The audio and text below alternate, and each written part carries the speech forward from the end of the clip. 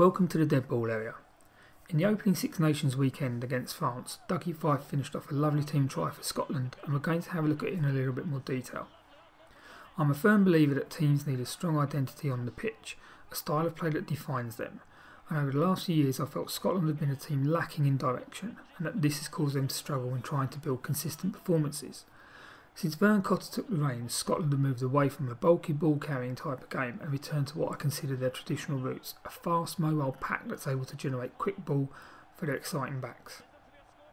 It's also a style that's used neatly with that favoured by both Glasgow and Edinburgh, giving the national squad a strong, cohesive foundation on which to build, and recent performances have seen Scotland obviously improving and appearing far more consistent in how they've played.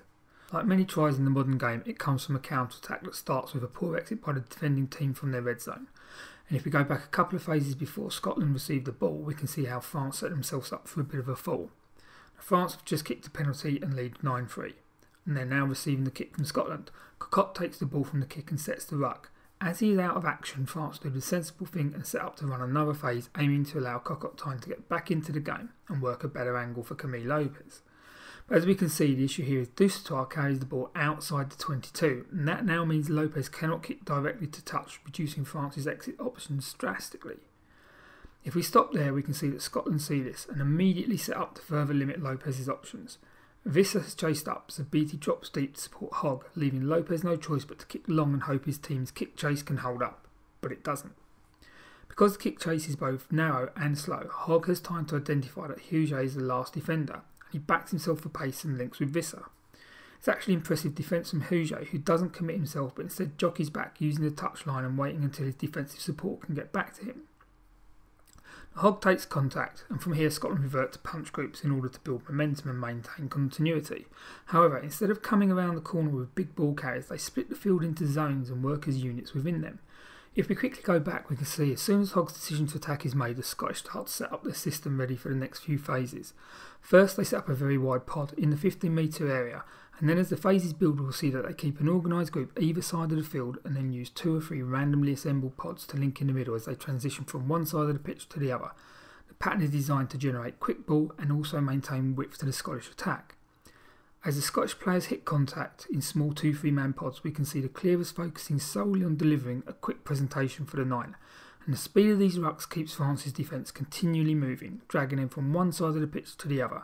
Scotland finally have a numerical advantage, and we can see there is a lot of space around Lopez and Huget. The imbalance in how the French defence is spaced out means there is room for the runners to exploit.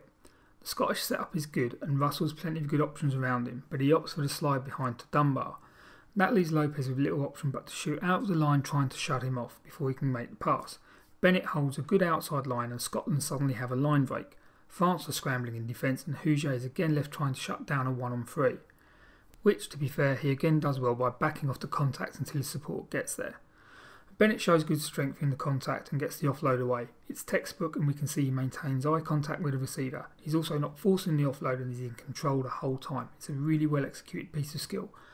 It's also a nice change of angle from Hogg to come off the line inside Cocotte and make the pass easier for Bennett.